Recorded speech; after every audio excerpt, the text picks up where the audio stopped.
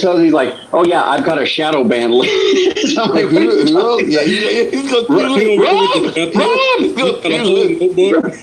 what a legend. Rob has his own ban list. He's been banning people left and right. He just got tired of mentioning that he doesn't like this person, doesn't like this person, doesn't like this person. He just did a blanket ban on all of them. He blocked them all. And then so when he tells me, he's like, so no, I agree. Listen, let me be clear. There's something I wanted to say side point as far as gullibility. The assessments you guys have, I'm not dense on that. I know I get it, okay? I get it. Look, when I met Ethan, I said, okay, this guy's a little freaking prodigal. And I stand by it. And it's hopefully that's becoming apparent. He's a prodigal. There's people that disagree. I want credit. He's a prodigal. I want to be like convinced. Wait, whose picture is that in Ethan's picture? Who is that? Ethan's he's a little strange, but some guy who's in prison for like defrauding the customers that used his crypto exchange. Why does he have? Wait, Andrew Pipe. Oh, speaking of. Andrew piped down. Timothy was about to say something. I think this is like funny. Huh. I just said I wanted credit for that. Oh yeah. So check it out. No, I just wanted to say this real quick. So yeah, okay. Like I have these assessments of people. You guys look at certain people like, Rascal's Mike is horrible. Like Ali, that guy's insufferable. He just goes on and on and on. And all the audience can hear this. This is fine. Look, because it gets kind of frustrating because I end up with a lot of back channels and people like, oh, I'm getting ticked. Yeah, the ones I can't read, I somehow get them pulled up and then conveniently they disappear again. But so I get these back channels. Yeah. You've been vindicated, bro. Clip it. We'll be there in a minute, guys. Yes. Yeah. I promise you, bro. So listen, all this stuff is like going on back channel. Is this supposed to be for Godless's benefit? Andrew, you said No, this isn't. You can lie. No. Listen. What are we doing this for? Hear me out. No. You got to understand. There's two different back channels. I'm being consistent with what I said earlier. I have the Discord and the Clubhouse back channels. Clubhouse used to not show me messages. Discord just completely lags. But I'm not going to get into that. I'm saying you're lying to Godless because you said we're going to get right. Yeah. I'm not going to. Oh, that's not a lie. That's not a lie. Rob has the I think the only or the longest ban list. Oh, and he also has a shadow ban list, which is equally as long. That's actually true. But here's all I'm trying to tell you is that I'm aware of the people that you guys don't want on stage. And Ethan's got certain peculiarities. He doesn't like certain noises. Daniel's got the ASMR voice. There's other people that got the ASMR voice. You didn't quite make the cut, Converse. I thought you would. Mm-hmm. But that being said, people have got their own desires that they want to see happen. And well, here's the thing. I get the people that are lame. I don't want them on stage either necessarily, but I think there's a larger cost, at least for me personally, to excise them from the room, to kick them out of the room. I was today years old that I found out that that's not actually Ethan's picture in his profile. I thought that was him all this time. I swear. Crazy. I did too. Although I think he was like LARPing once as like a woman. He might use that picture. So maybe. Okay, Andrew, I get it. You understand what's going on. But I do.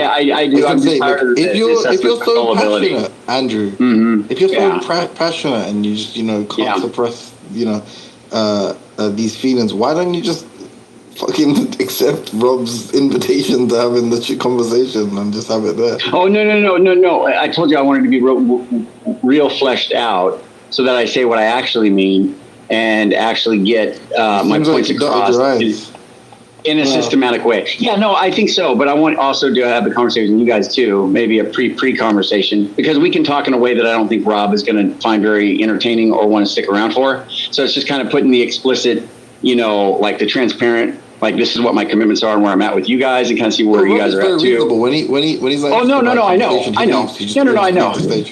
Oh, for sure. He's just extremely organized, and I don't want to you know what I mean? Like I feel, he is, and he's got a particular desire, and he wants a certain kind of room, and he doesn't think the theatrics with Shamos and Ethan, whipping him behind him, go boy, go, and loving it and laughing. He doesn't think that's very good. I like that to some degree. Some points I don't. Timothy likes it. You know what I mean? So when we take all of that into consideration. Do you see Fish? Yeah, yes. Fish, yeah, yes. Yeah, Rob just snatches the whip from Ethan. There's only one man that's gonna be holding the whip here. No, I told you, it's like the rules. keep changing. It's like you have gravity display one day and then it's not that the next day. Because everything that Andrew you just said, there's so much conflict and chaos in it. Well, look, Andrew. Now let's switch gears. Let's go to. I'm done. We'll go to Godless. I appreciate you guys. Oh, yeah. No, I was just gonna say. I feel like I triggered the fuck out of Shay today, and that really wasn't my goal. But apparently, that's what happened. No. He like half the days he's on here, he smokes crack. That came out too. That was him at 2. He's like, Did you call him Shamwag? Sorry. Like, if you know him, like part of his enjoyment of conversations on here is if he can like try to like yell at people and be like, like beat them. And sometimes he's actually on crack. He like admits to it. And so he's kind of like a eccentric personality. He's loud and obnoxious. That didn't stop. Well, Anyway.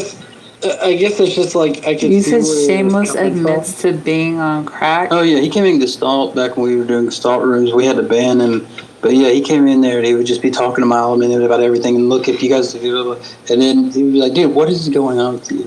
And they'd be like, "Dude, so what? I slept in my truck last night. I smoked crack. I'm at the casino all day. Okay, this is my daily routine. Whatever." He's like, yeah, like. You would ask him sometimes, and he'd be like, "Yeah, just got through smoking crack." Like, dude, he doesn't care. He's like shamelessly candid. Yeah, this is Andrew and Ethan's hero. Not right. I had that happen on a Greyhound when I was in high school. I'm not think y'all care about this. Wait. Yeah, I'm gonna say this and then Godless, you got it. I'm sorry. I'm already mid-fall. All right, so let me just ask Godless what I was thinking. Okay, so with no more tangents and stories. So look, this is what I was really going to ask you, Godless. Is and I don't remember if I asked you last time we had a debate on YouTube about this, but so like you're a mythicist, right? There's something that mythicists I feel like are like really inconsistent on, except for Robert Price. Robert Price seems really open to this, and I asked him about it, and he was like, "Yeah," and he went into like all these sources of, he like gave me a bunch of like sources that he thinks are like things that are going on, but basically, there's like there's like a book that was written, Did Muhammad Exist? And like people will say like, oh yeah, but what is his name? Robert Spencer is like a crackpot, whatever. But Carrier, I feel like mythicists ignore this a lot. And Carrier finally I guess like after being asked for it a lot, wrote an article on it. And in his article, he basically said like, okay, so here's like the situation, and he says that like mostly it's these few things. The Quran can't be used non-circularly, right? It's the only thing that we really have from the time of Muhammad. The Hadiths contain a lot of fabricated stuff that's like from later on. This is his words, not mine, okay? So if you're Muslim, like this is his stuff. He says the Hadith contains much that is fabricated, so it's in fact the Muslims were inventing Muhammad traditions in abundance. Discussions, and he like gives like some resources for that. And he says like next point, no literature about Muhammad that adds any information not in the Quran appears to have been written, or if written, none survives until a century or more after his purported death. A situation in fact worse than for Jesus. And the next point, mentions of Muhammad and minor details about him do exist within decades of his death, even from non-Muslim sources, but they